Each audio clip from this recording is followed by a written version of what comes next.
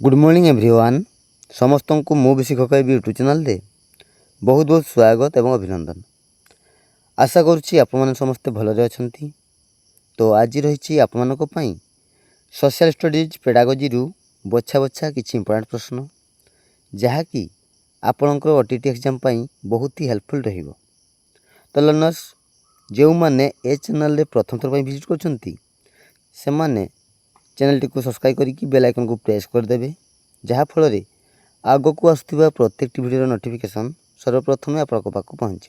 ठीक अच्छे, तो चलतु आउ डेरी न करके क्लास टी को आरंभ करिया। देखंतु प्रथम प्रश्न, जीवन प्रक्रिया रे शिक्षा यह प्रकल्प प्रणाली रे केउ नीति सहित संपर्कित? जीवन प्रक्रिया रे शिक्षा यह प्रकल्प प्रणाली रे केउ नीति सहित संपर्कित? ऑप्शन ए अभिज्ञता नीति, ऑप्शन बी वास्तवता नीति, ऑप्शन सी उद्देश्य नीति ना ऑप्शन डी उपयोगिता नीति। कौन हम राइट आंसर? जीवन प्रक्रिया रे शिक्षा यह प्रकल्प प्रणाली रे केउ नीति सहित संपर्कित? ऑप्शन डी उपयोगिता नीति। ठीक अच्छे, option D is right answer. Next question number 2, अल्प बयसर शिक्षार्थी एकुटिया किछि करिबा अपेक्षा सांग मानक मिसी किछि करिबा को भल पाए, यह प्रकल्प पद्धतिर केउ नीति सहित संपर्कित?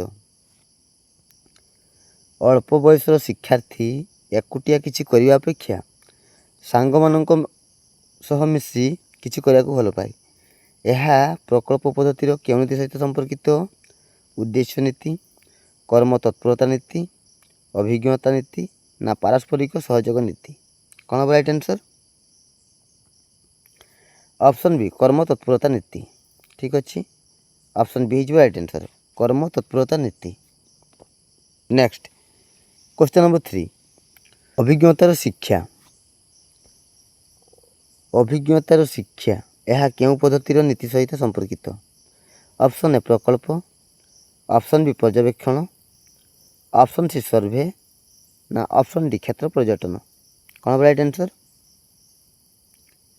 ऑप्शन ए प्रकल्प है, option A is right answer. अभिज्ञतार शिक्षा यह प्रकल्प पद्धतिर नीति सहित संपर्कित। नेक्स्ट क्वेश्चन नंबर 4, जेतेबेले घटना गुड़िक वर्तमान रु अतीत आड़ को गति करे ताहाकू की प्रकार समयरेखा कहती? जेतेबेले घटना गुड़िक वर्तमान रु अतीत आड़ को गति करे ताहाकू की प्रकार समयरेखा कहती? तुलनात्मक ना चित्रित ना क्रमवर्धिष्णु, ऑप्शन डी क्रम संकुचित। कौन हम राइट आंसर? ऑप्शन डी क्रम संकुचित। ठीक अच्छे, option D is right answer, क्रम संकुचित। नेक्स्ट क्वेश्चन नंबर 5, जेतेबेले घटना गुड़िक अतीत रु वर्तमान आड़ को उपस्थापित होता है ताहाकू केउ समयरेखा कहती? जेतेबेले घटना गुड़िक अतीत रु वर्तमान आड़ को उपस्थापित होता है ताहाकू केउ समयरेखा कहती? तुलनात्मक, चित्रित ना क्रमवर्धिष्णु ना क्रम संकुचित। कौन हम राइट आंसर? ऑप्शन सी क्रमवर्धिष्णु। ठीक अच्छे, option C is right answer. Next question number 6, शिक्षण उद्देश्य हासिल पाई माध्यम होउछि डैश? शिक्षण उद्देश्य हासिल पाई माध्यम कौन पेले? पाठ्य विषय वस्तु ना पद्धति ना अभिज्ञता ना उपकरण। कौन हम राइट आंसर? ऑप्शन ए पाठ्य विषय वस्तु है, option A is right answer, पाठ विषय वस्तु। नेक्स्ट क्वेश्चन नंबर 7, परिवेश अध्ययन पढ़ा जाए केउथिरे? परिवेश अध्ययन करा जाय थाई कोउठी पिले? प्रारंभिक श्रेणी रे ना उच्च प्राथमिक श्रेणी रे ना माध्यमिक श्रेणी रे ना उपरोक्त केउटी नुहे? कौन हम राइट आंसर? परिवेश अध्ययन प्रारंभिक श्रेणी रे पढ़ा जाए है, option A is right answer, प्रारंभिक श्रेणी। नेक्स्ट क्वेश्चन नंबर 8, जो क्षेत्र में एक निर्दिष्ट स्थान को जाई स्थिरीकृत निर्दिष्ट अभिज्ञता लाभ करा जाई ताकू कहा जाए कौन पिले? जो क्षेत्र में एक निर्दिष्ट स्थान को जाई ସ୍ଥିରୀକୃତ ନିର୍ଦ୍ଦିଷ୍ଟ ଅଭିଜ୍ଞତା ଲାଭ କରାଯାଏ ତାକୁ କ'ଣ କୁହାଯାଇ ପିଲେ? ପରିଭ୍ରମଣ, ପରିଦର୍ଶନ, କ୍ଷେତ୍ର ପର୍ଯ୍ୟଟନ ନା ଦଳଗତ ଆଲୋଚନା? କ'ଣ ହେବ ରାଇଟ୍ ଆନ୍ସର୍? ଅପସନ୍ ସି କ୍ଷେତ୍ର ପର୍ଯ୍ୟଟନ। ଠିକ୍ ଅଛି, ଅପସନ୍ ସି ହେଇଯିବ right answer. Next question number 9। ଗୋଟିଏ ସ୍ଥାନ ପରିଦର୍ଶନରେ ବିଭିନ୍ନ ଦର୍ଶନୀୟ ସ୍ଥାନର ସୁବିଧା ମିଳିଲେ ତାକୁ କ'ଣ କୁହାଯାଏ? ଗୋଟିଏ ସ୍ଥାନ ପରିଦର୍ଶନରେ ବିଭିନ୍ନ ଦର୍ଶନୀୟ ସ୍ଥାନର ସୁବିଧା ମିଳିଲେ ତାକୁ କୁହାଯାଏ ପରିଭ୍ରମଣ ନା ପରିଦର୍ଶନ ନା କ୍ଷେତ୍ର ପର୍ଯ୍ୟଟନ ନା ବଣଭୋଜି?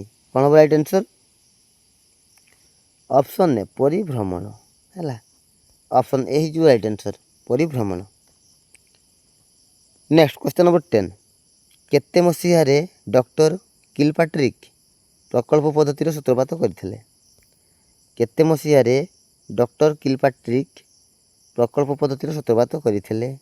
କ'ଣ ହେବ ରାଇଟ୍ ଆନ୍ସର୍? ଅପସନ୍ ସି 1918 ମସିହା। ଠିକ୍ ଅଛି, ଅପସନ୍ ସି ହେଇଯିବ ରାଇଟ୍ ଆନ୍ସର୍। 1918 ମସିହାରେ ଡକ୍ଟର କିଲପାଟ୍ରିକ୍ ପ୍ରକଳ୍ପ ପଦ୍ଧତିର ସୂତ୍ରପାତ କରିଥିଲେ, ମନେ ରଖିଥିଲେ। ଠିକ୍ ଅଛି।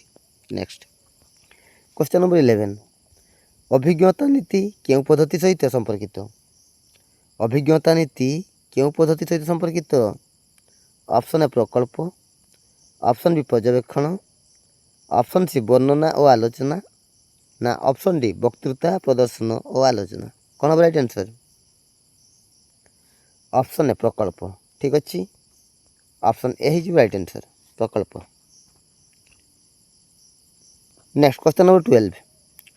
ପ୍ରକଳ୍ପ ଏକ ସମସ୍ୟାମୂଳକ କାର୍ଯ୍ୟ ଯାହାର ସମାଧାନ ସ୍ୱାଭାବିକ ବାତାବରଣ ମଧ୍ୟରେ ରହି ମଧ୍ୟ କରାଯାଇପାରିବ। ଏହି କଥାଟି କିଏ କହିଛନ୍ତି?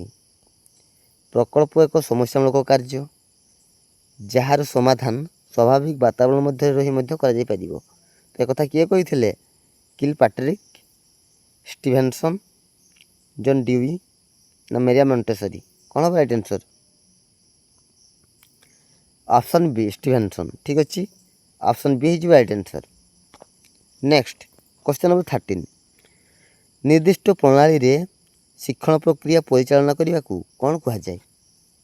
ନିର୍ଦ୍ଦିଷ୍ଟ ପ୍ରଣାଳୀରେ ଶିକ୍ଷଣ ପ୍ରକ୍ରିୟା ପରିଚାଳନା କରିବାକୁ କ'ଣ କୁହାଯାଏ? ଶିକ୍ଷଣ ପଦ୍ଧତି ନା ଶିକ୍ଷଣ ଉଦ୍ଦେଶ୍ୟ ନା ଶିକ୍ଷଣ ମାନଦଣ୍ଡ ନା ଶିକ୍ଷଣ ଅଭିଜ୍ଞତା? କ'ଣ ହେବ ରାଇଟ୍ ଆନ୍ସର୍ ପିଲେ?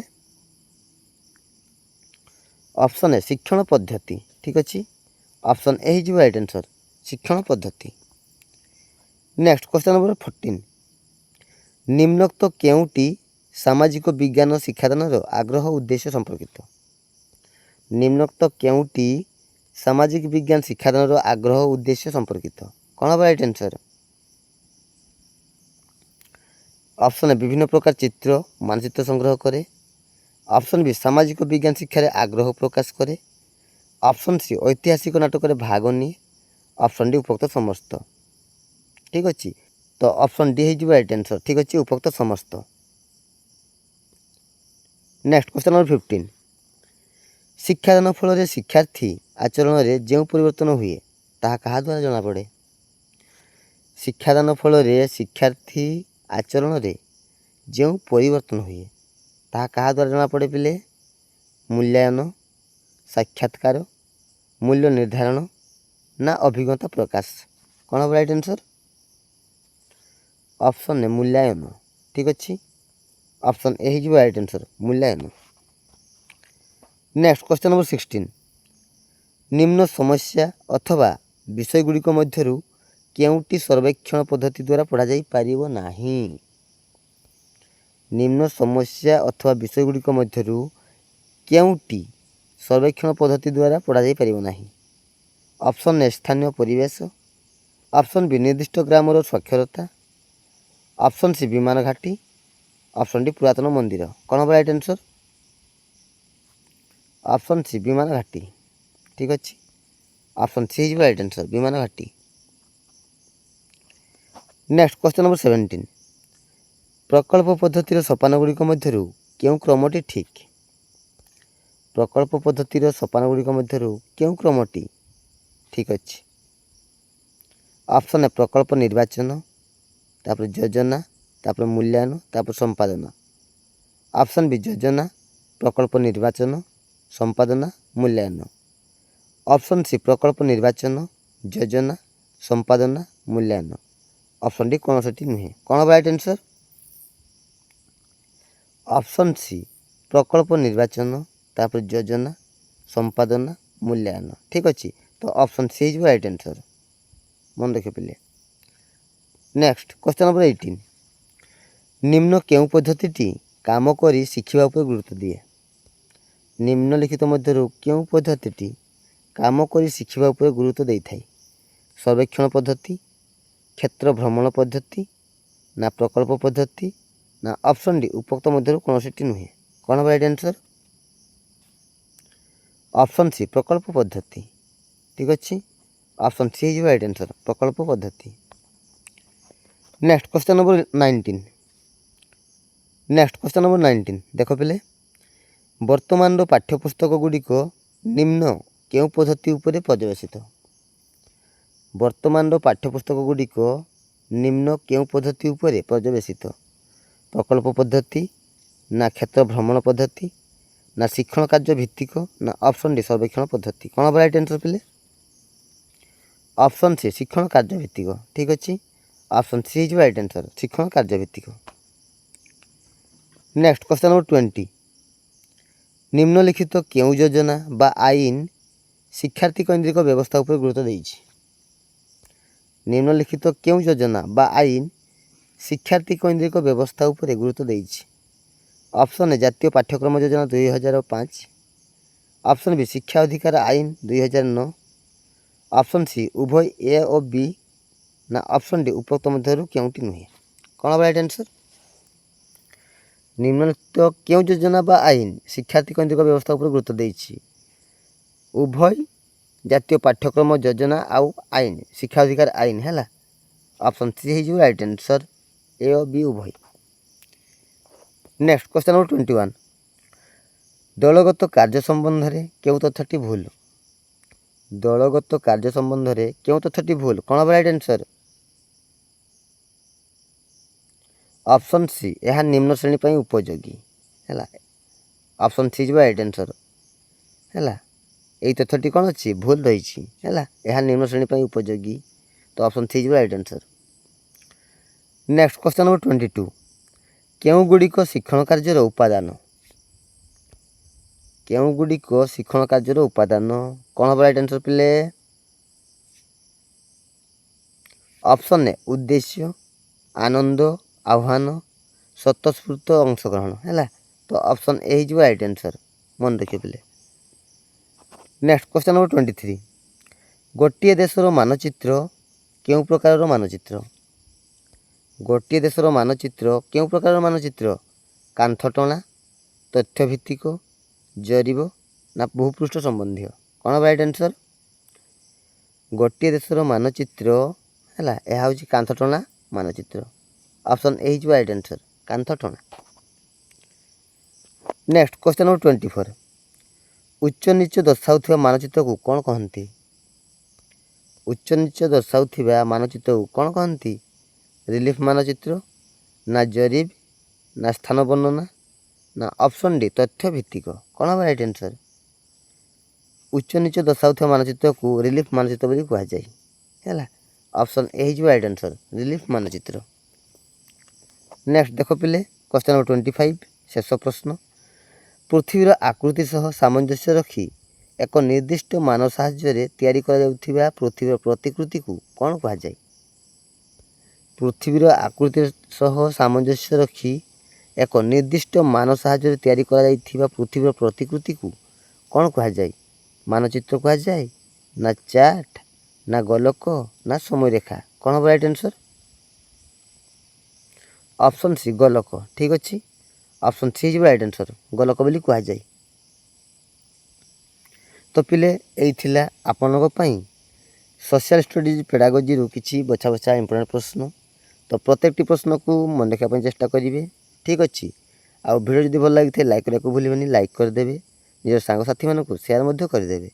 तो आ गोटे नुआ वीडियो देखा से पर्यंत रोची धन्यवाद जय जगन्नाथ।